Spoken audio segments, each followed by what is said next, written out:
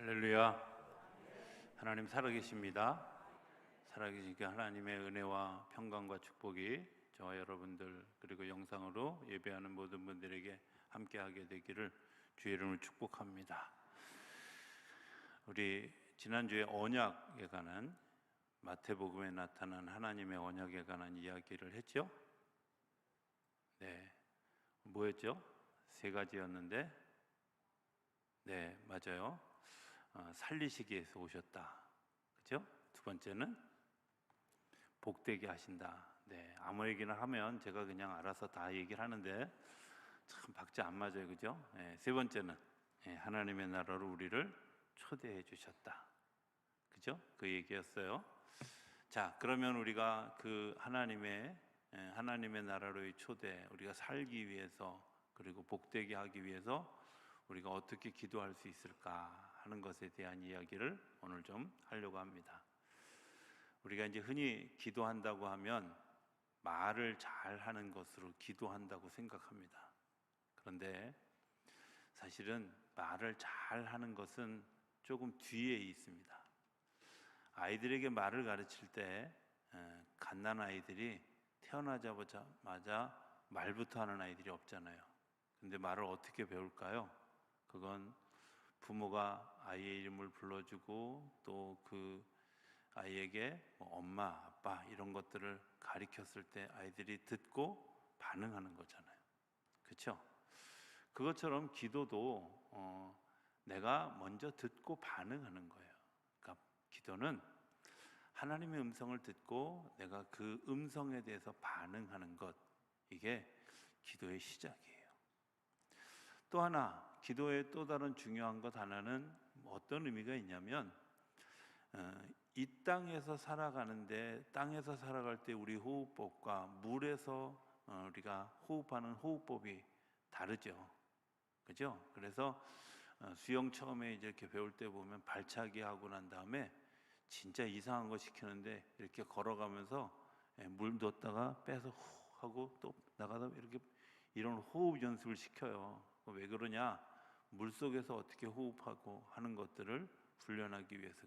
그런데 기도는 하나님의 나라에서의 호흡법이에요. 하나님의 나라의 사람으로 살아가는 호흡법. 자, 그것을 하기 위해서 오늘 본문은 뭐라고 얘기하냐면 잘 듣는, 하나님의 나라의 시작은 잘 듣는 데서부터 시작한다고. 특별히 3절에 보면 예수께서 비유로 여러 가지를 그들에게 말씀하여 이르시되, 하나님의 나라를 여러 가지 비유로 설명해 주시고 있는 거예요. 그런데 네 가지 유형의 사람이 있죠. 아예 안 듣는 사람, 들어서 반응했는데 자기 한계에 부딪히는 사람, 또 내가 뭔가 잘하다가 유혹에 넘어지는 사람, 마침내는 열매를 맺는 사람, 이렇게 되어져 있습니다. 마태복음 13장의 1절부터 9절까지에는 안 되는 사람부터 되는 사람으로 이렇게 쭉 갔는데, 마태복음에는 되는 사람들이 어떻게 되어졌고 안 되는 사람은 맨 마지막에 있어요. 그래서 저는 오늘 되는 쪽부터 시작하려고 해요. 30배, 60배, 100배의 열매를. 그러니까 여러분들이 그냥 나는 되는 쪽이야 이렇게 생각하면 45분 이후에 설교는 안 들으셔도 됩니다. 왜? 거기는 이제 안 되는 거니까. 그죠? 혹시라도 이제 바쁘셔서 일찍 가시는 분들을 위해서 제가 앞쪽으로 당겼습니다. 이런 친절한 배려를 알라나 모르겠어요.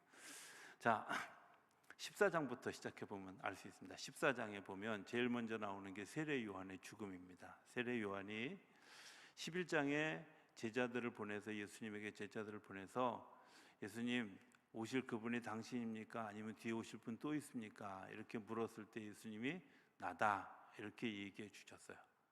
그리고 세례 요한이 이제 그것들을 확인하고 난 다음에 14장에 처형당하고 죽지요.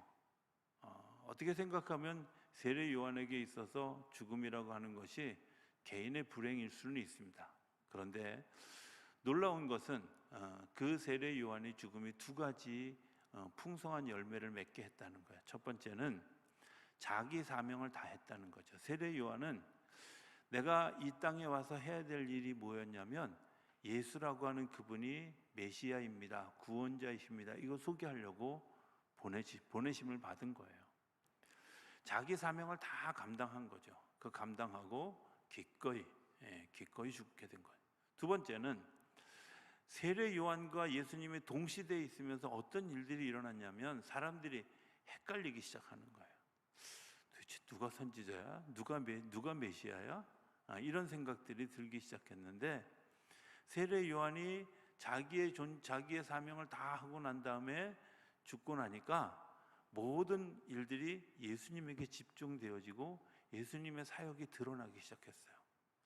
세례 요한은 잘 사는 것, 그리고 바로 사는 것, 이런 것들에 집중했다면, 예수님은 바로 사는 것과 더불어서 사람을 어떻게 긍휼히 여기시는 하나님, 그리고 우리를 어떻게 구원하시는 하나님의 역사를 드러내어 주셨어요. 그러니까 범위가 넓어진 거죠.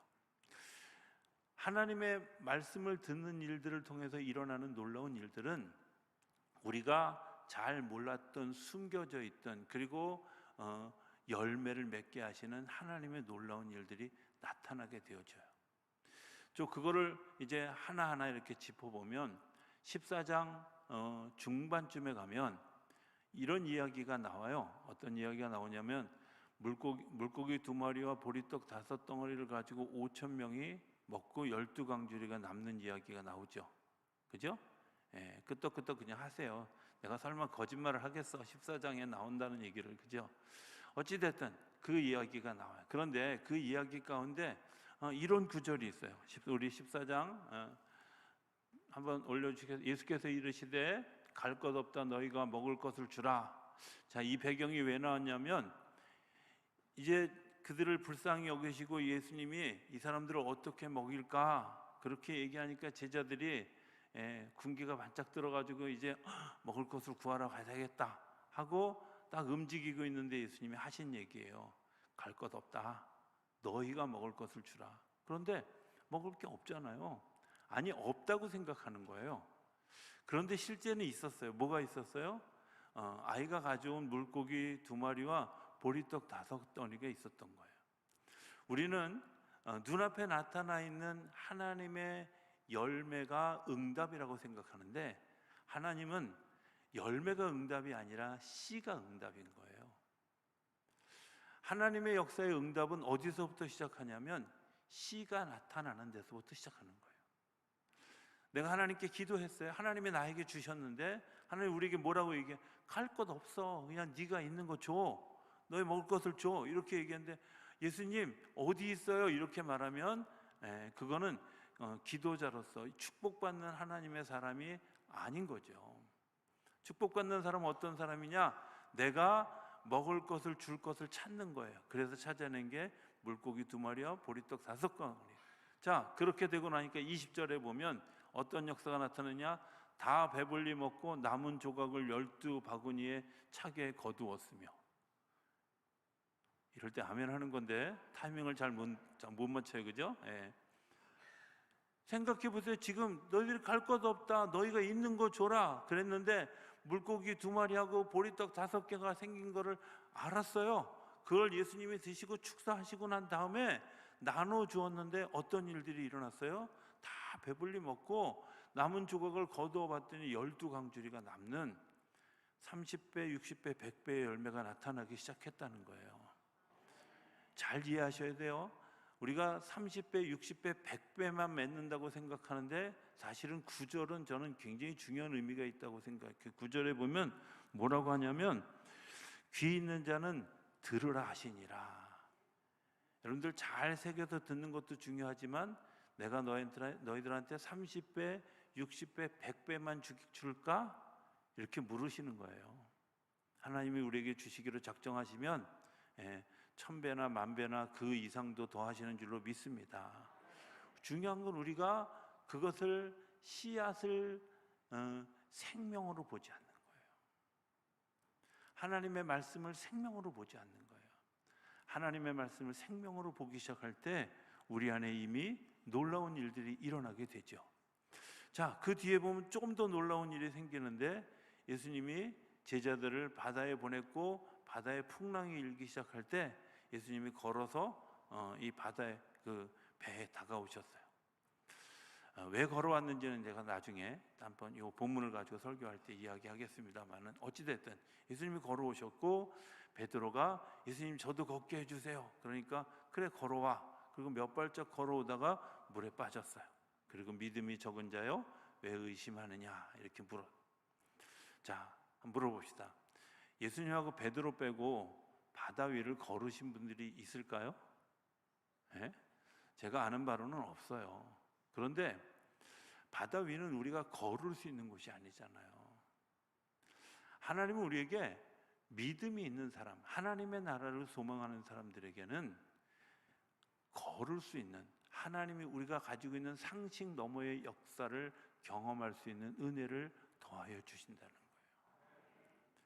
그 상식 너머에 있는 일들을 더하여 주는 일들이 이제 15장에도 나오지만 16장에 가면 조금 더 명확하게 나옵니다. 16장에 예수님이 가이사라 빌립보라고 하는 지역에 가서 사람들에게 이제 물어봅니다. 제자들에게 사람들이 나를 누구라 하더냐. 그러니까 제자들이 대답하면서 어떤 사람은 엘리야라고 얘기도 하고요, 어떤 사람은 선지자 중에 한 사람이라고도 얘기하고요, 이렇게 얘기한다고.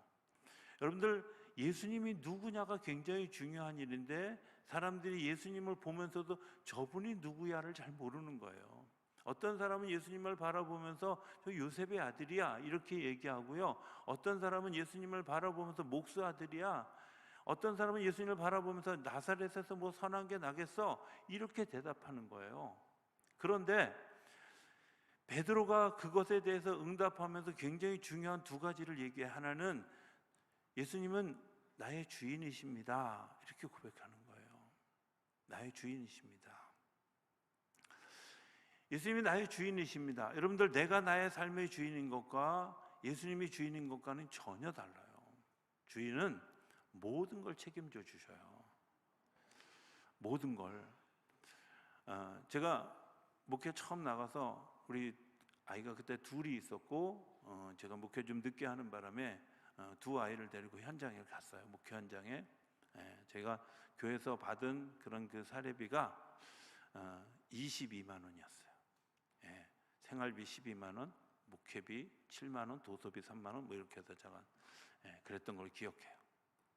살 수 있을까요? 상식적 산수로는 계산이 안 나오는 그런데 저는 조금도 두렵지 않았던 거예요. 왜? 주님이 나의 주인이시기 때문에. 주인은요, 종에게 일도 시키지만 일만 시키는 게 아니라 종의 모든 것을 책임져 주셔요. 여러분들 그런 거 모르셔요? 아침에 그 주인이 종들을 다 불러요. 그리고 얘기합니다. 너는 저기 가서 논에 가고, 너는 밭에 가고, 뭐 과수원에 가고, 다 파송하잖아요. 파송하고 난 다음에 주인이 뭐 할까요? 들어가서 낮잠 자는 게 아니라 주방에 가서 얘기하면서 새참 준비해라. 그죠? 또 점심때 되면 점심 준비해라. 그죠? 여러분들 그런 집에서 안 살아보셔서 잘 모르시는군요. 또 점심과 저녁 사이에 새참 준비해서 또 보내고요, 저녁 때 되면 너 거기서 농땡이 까고 일 잘해냈으니까 거기서 자라, 이런 게 아니라 다 들어오도록 해줘. 그렇죠? 제가 그 농촌에서 그렇게 하는 걸 보고 내가 왜 배가 나왔는지를 알아요. 왜냐하면 새참도 주지, 식사도 주지, 그러니까 얼마나 배가 나오겠어요. 종은 배가 나오는 게 정상인 것 같아. 근데 어찌됐든 중요한 건 하나님 책임져 주시는 거예요. 주인이기 때문에. 나는 주님의 종으로 살아가면서 한 번도 제가 밖에서 쫓겨나 자본 적도 없고요, 한 번도 굶어본 적. 아마 하나님이 좀 주시기 어려울 때는 금식 좀 해라 이런 것 같긴 해. 근데 그때도 하나님이 금식한 열매를 주셨지 결코 공짜로 시키지 않으셨다는. 내 삶의 주인이 주님이시면 주님께서 우리의 삶에 열매 맺게 하시는 하나님의 놀라운 일들을 보여주시는 줄로 믿습니다. 두 번째는 구원자이십니다 라는 거예요. 주님 나의 구원자이십니다. 내가 죽어도 다시 살아날 것입니다. 내가 결코 죽으나 죽지 않을 것입니다 라는 것을 분명하게 우리에게, 내가 위험에 처했을 때 나를 이끌어 주시고 구원해 주실 분이라는 거예요. 여러분들 그게 믿어지십니까? 언젠가 한번 제주도를 갔다가 그날 반드시 돌아와야 하는데 태풍이 왔어요. 근데 그날따라도 하필이면 제주도에서 잘 쉬고 온다고 저녁 8시 넘은 비행기를 끊어놨는데 아침부터 심상치 않은 바람이 불기 시작하더니 비가 막 억수로 오기 시작하고 드디어 이제 긴장의 끈을 놓칠 수 없는 그런 상황이 막 오고 가는데 이런 생각이 들었어요. 공항에 좀 일찍 가서 앞서가는 비행기 빈자리를 좀 타야 되겠다. 이제 이런 생각을 하고 공항에 나갔는데 마침 5시 여간에 비행기가 있었던 거예요. 비행기를 타고 나서 보니까 나중에 그 뒤에 비행기가 없더라고요. 영감도 대단했지만 더 놀라운 건 이 비행기를 타고 제가 아마 일생 동안 탈 놀이기구를 그날 다 탄 것 같아요. 롤러코스터도 이런 롤러코스터가 없더라고요. 막 정말 하늘에서 지상 최대의 높이에서 이뤄지는 그 승객 모든 사람이 다 고개를 숙이고 그냥 이러고 있는데 저 혼자 구경하고 있었어요. 왜 구경하고 있었냐면 하나님이 절대로 나를 이런 식으로 데려가지 않으실 거야. 왜? 이렇게 데려가면 이것도 저것도 아니잖아요. 목사가 은혜롭게 죽어야지, 그죠? 하나님 앞에 갈 때 할렐루야 이러고 가야지. 그렇게 가지 않을 거라는 전 믿음이 있었어요. 또 저에게 해주신 이야기도 있고. 그래서 어쨌든 저는 거기에서 내가 절대 죽지 않을 거다. 그러니까 저는 놀이기구죠. 이게 얼마나 좋아, 행복하죠. 1시간 동안 놀이기구를 정말 싼 값에 굉장히 기쁘게 탄. 왜? 죽음이 두렵지 않기 때문에. 여러분들 왜 예수 믿는 사람들이 두렵지 않은지 아세요? 죽기를 두려워하지 않기 때문에. 사도 바울이 뭐 대단한 사람이어서 두려워한 게 아니라요, 그에게서 죽기를 두려워하지 않는 담대한 믿음과 하나님이 함께 하시는 것이 있어요. 구원자는 내가 죽는 것이 두려운 것이 아니라 하나님이 나와 함께 하시는 것, 그것 때문에 내가 살아있다는 것이 구원자가 가지고 있는, 구원받았다고 생각하는 사람들의 고백 속에 있는 굉장히 중요한. 자, 이렇게 되어지고 난 다음에 그냥 끝났느냐? 예수님은 그 베드로를 향해서 뭐라고 얘기해요? 내가 너에게 천국 열쇠를 주겠다고. 예수님이 그 말 한마디에 베드로가 받은 천국 열쇠 생각해 보면 글쎄 그게 100배 정도일까? 이런 생각이 들어요. 어마어마한 복을 주시기 위해서 하나님이 우리에게 말씀하시는 거예요. 내가 그 말씀을 들을 때 반응하는 사람에게는 그런 열매가 맺혀지게 되는 줄로 믿습니다. 자, 그런데 그런 열매를 맺지 못하는 사람들도 있어요. 지난주에도 얘기했지만 17장은 변화산상의 놀라운 기적을 이야기하고 그 이후에 이제 귀신 들리는 사람을 고치는 이야기가 나오고 18장에 가면 좀 미묘한 일들이 일어나게 되어지는데 야고보의 어머니가 예수님에게 와서 예수님, 우리 아이를 예루살렘 성에 입성하시면 하나는 오른쪽에 하나는 왼쪽에 앉혀주세요 하고 청탁을 하러 왔어요. 근데 그게 또 비밀은 다 세잖아요, 그죠? 여러분들 반드시 아셔야 돼요. 비밀은 없어요. 다 세는 거예요. 반말은 그죠? 쥐가 듣고. 이걸 좀 한번 바꿔서 개그를 하려다가 실패했습니다. 자, 그렇잖아. 근데 진짜 중요한 건 뭐냐? 사람들의 반응이에요. 네가 그럴 수 있어? 그렇게 반응했다는 말은 모든 사람이 다 그런 마음을 품고 있었다는 거죠. 여러분들, 우리가 왜 믿음으로 시작했는데 믿음이 자라지 못할까? 거기에는 절대평가가 아니라 상대평가가 있어요. 다른 사람이 나를 어떻게 보아줄까? 내가 어떤 자리에 올라가게 되어질까? 그리고 나는 어떤 주목을 받게 될까? 이런 것들이 유혹이 되어져서 넘어지는 거예요. 하나님은 우리에게 뭐라고 얘기하시냐면 다른 사람이 누가 뭐라고 하든 상관없어. 너는 내 자녀야. 내가 선택한 내 백성이야. 너는 내 사람이야. 내 자녀야. 이렇게 얘기해 주죠. 내가 너를 보배롭고 존귀한 존재로 여겨. 내가 너를 사랑해. 이렇게 얘기해 주는 거예요. 그런데 씨를 심고 막 자라는데 교회 안에서 신앙생활 하다가 시험에 드는 사람들이 어떤 사람들이 있으냐면 내가 이렇게 열심히 했는데 우리 목사님이 날 몰라줘. 목사가 눈이 그래도 저는 4개잖아요. 근데 보통은 2개라서 잘 못 봐요. 근데 그것 때문에 시험 들면 가시떨기 나무에 뿌려진 씨앗과 다른 게 없어요. 시험 들 대상이야. 그러나 주님은 아셔요. 우리가 뭐에 넘어져요? 비교하는 데 넘어져요. 비교 평가에 넘어져요. 그 얘기만 끝나고 나오는 것이 아니라 18장에 보면 또 다른 이야기들이 나오는데 잃은 양 한 마리를 찾기 위해서 99마리의 양들을 버려두고 찾아가는 목자 이야기가 나와요. 목자에게는 그 한 마리도 소중한 거예요. 하나님은 하나도 버리지 않으시는 이유가 그것이 병들었던 그 양이 정말 그 반항을 하든 어쨌든 상관없이 내 양이라는 사실을 잃어버리지 않으시는 거예요. 그래서 그 한 마리까지 찾으시는 거죠. 그래서 우리에게 가르쳐 주시는 것이 있는데 그게 뭐냐면 용서하고 화해하는 거예요. 18장 마지막에 보면 100데나리온 빚진 사람 그리고 1만 달란트 빚진 사람의 비유를 이야기하면서 용서하는 것에 대한 중요한 이야기를 해요. 그런데 어떻게 용서할 수 있을까? 어떻게 사람을 소중하게 여길 수 있을까? 성경은 이렇게 얘기합니다. 18장 15절에 보면 내 형제가 죄를 범하거든 가서 너와 그 사람과만 상대하여 권고하라.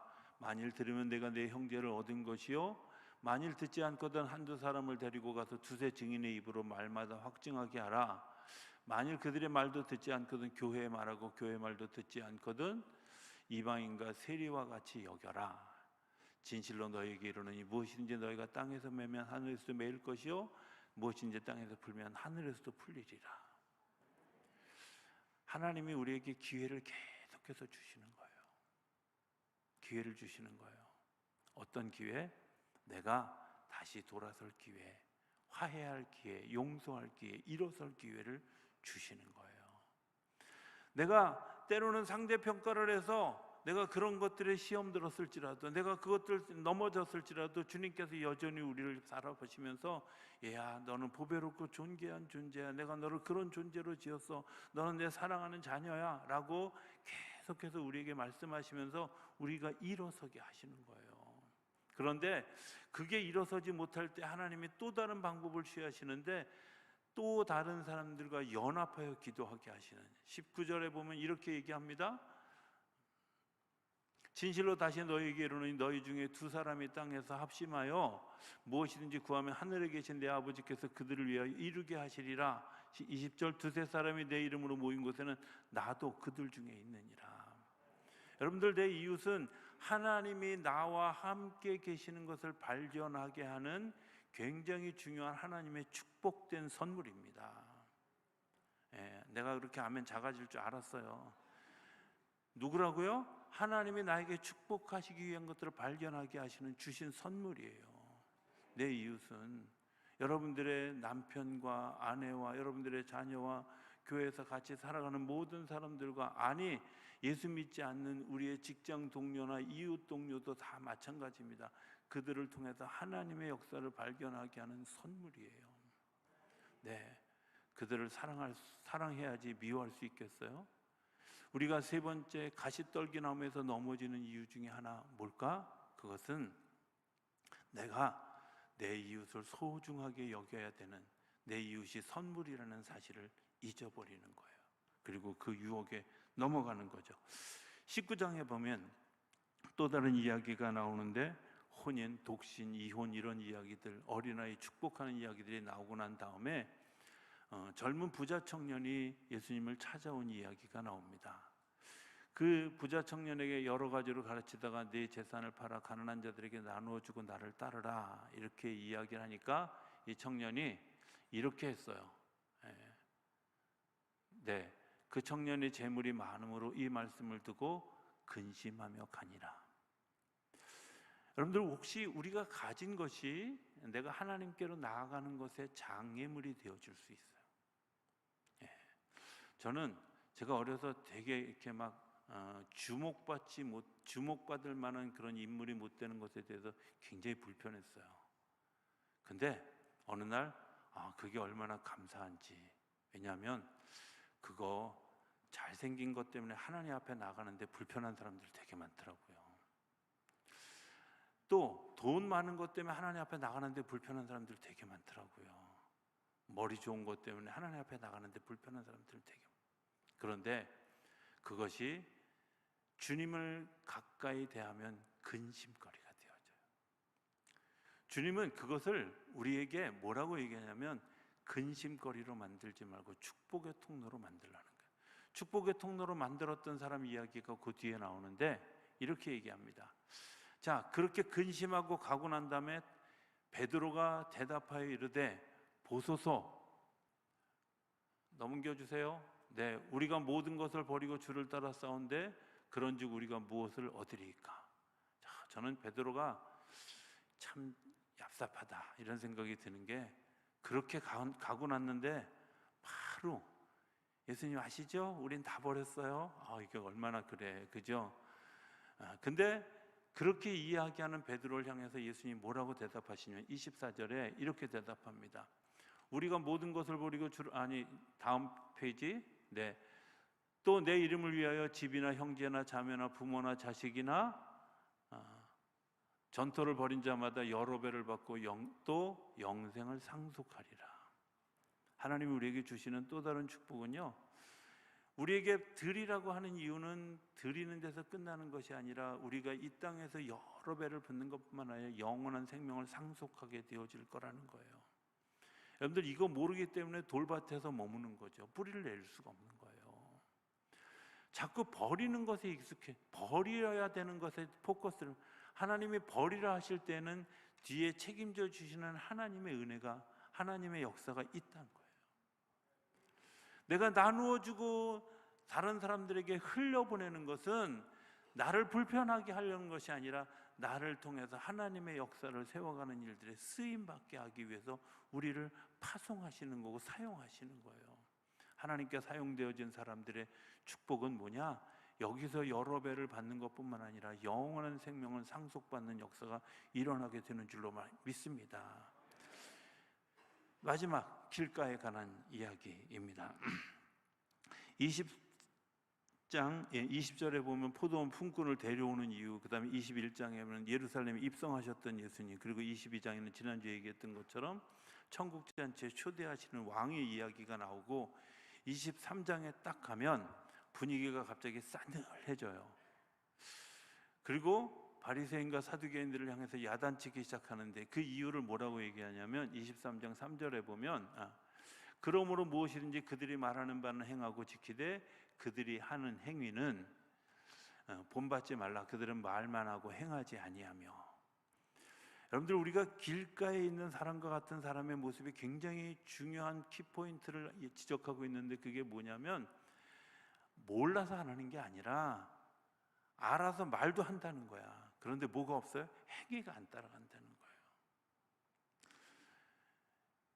가끔은요, 사람들에게 이런 생각을 하게 될 때가 있어요. 당신 정말 잘 살고 있습니까? 이렇게 물어보고 싶을 때 네, 제가 잘 산다는 거예요.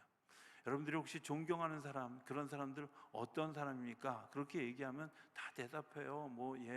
정직한 사람, 성실한 사람, 마음이 따뜻한 사람. 그런데 당신도 그렇습니까? 라고 물어보면 대답을 안 해. 남 얘기가 아니라 제 얘기예요. 제가 막 정말 그렇게 교만하게 제 삶을 살아가고 있을 때, 지금도 그렇게 적당히 교만하지만 어쨌든 그랬을 때 하나님이 저에게 들려주셨던 이 얘기, 너가 정말 좋아하는 사람들이 어떤 사람이냐? 제가 좋아하는 사람들이 얘기를 합니다. 네, 지식도 뛰어나고요, 이렇게 따뜻하고요, 성실하고 정직하고 이렇게. 주님이 저에게 물으셨어요. 너도 그러냐? 라고 물어요. 제가 몰라서 안 하는 게 아니라요, 알고 있어요. 설교도 해요. 그런데 중요한 건 내 삶이 안 따라가는 거예요. 길가는요, 몰라서가 아니라 알고 있는 것이 방해가 되어지는 거예요. 길가는 내가 그것을 가지고 말도 하고 있는데 행동이 뒤따라가지 않는 사람. 조금 더 나가면 5절에 보면 이렇게도 얘기해요. 그들이 모든 행위를 사람에게 보이고자 하나니 곧 그 경문띠를 넓게 하며 옷수를 길게 하고 사람에게 보이려고 때로는 위장도 한다는 거예요. 어떤 사람이 길가에 있는 사람이냐? 여러분들, 길은요, 사람들에게 보여져서 사람들에게 편의롭게 보여지고, 그런데 절대로 자기의 속살을 보이지 않아요. 자기의 속모습을 보이지 않아요. 사람들이 편의롭게 지나가게 되어지고 굉장히 화려한 박수를 받는 것 같은데 실제는 그 속에 뭐가 남았을까? 어떤 때 정말 텅 빈 도로를 달려서 차를 타고 올 때 가끔은 이런 생각이 들어요. 내가 지나가면 쟤는 얼마나 외로울까? 내가 오늘 밤 지나가고 나면 쟤는 밤새 얼마나 외로운 밤을 지나게 되어질까? 이런 생각이 들 때가 있어요. 길가는 굉장히 화려해 보이고 좋은 것 같고 유용한 것 같은데 진짜 중요한 것, 자기 내면에 기쁨이 없고 감격이 없어요. 그래서 하나님의 말씀을 듣지 않는 그런 사람들, 그 사람들은 길가와 같은 마음을 가지게 된다는 거예요. 내일부터 우리 부흥회가 시작됩니다. 부흥회가 시작되어지고 우리가 말씀을 잘 듣는 일이 중요한 것, 그 다음에 반응하는 일이 중요해요. 그죠? 기도하는 것은 반응하는 거예요. 뭐 시키는 대로 기도하는 거 다 하지요. 예. 마지막에 물론 강사 목사님이 그 얘기를 하지 않을 거기 때문에 제가 마지막에 금요일쯤에 다시 한번 우리가 얘기를 하겠습니다만은, 그래도 금요일에 안 나오시는 분들을 위해서 저는 절대 그분들이 안 나온다고 생각하진 않아요. 못 나오시는 분들을 위해서 제가 얘기를 드리는 건데, 두 가지 결심을 좀 했으면 좋겠어요. 이번 부흥회를 마치고 하나는 내가 버려야 될 것이 뭔가 하는 것들을 버리는 결심. 두 번째는 내가 하나님의 은혜를 따라서 살아가기 위해서 뭘 해야 될 것인가 하는 것들을 결정하는 결정을 좀 했으면 좋겠어요. 그래서 내가 그것을 믿음으로 심은 것 때문에 우리의 삶에 지금은 아무것도 없는 씨만 있는 것 같지만 100배, 60배, 30배 열매가 맺어지는 놀라운 역사가 저와 여러분 가운데 일어나게 되기를 기대합니다. 그리고 그 복의 주인공이 되기를 주의 이름으로 축복합니다.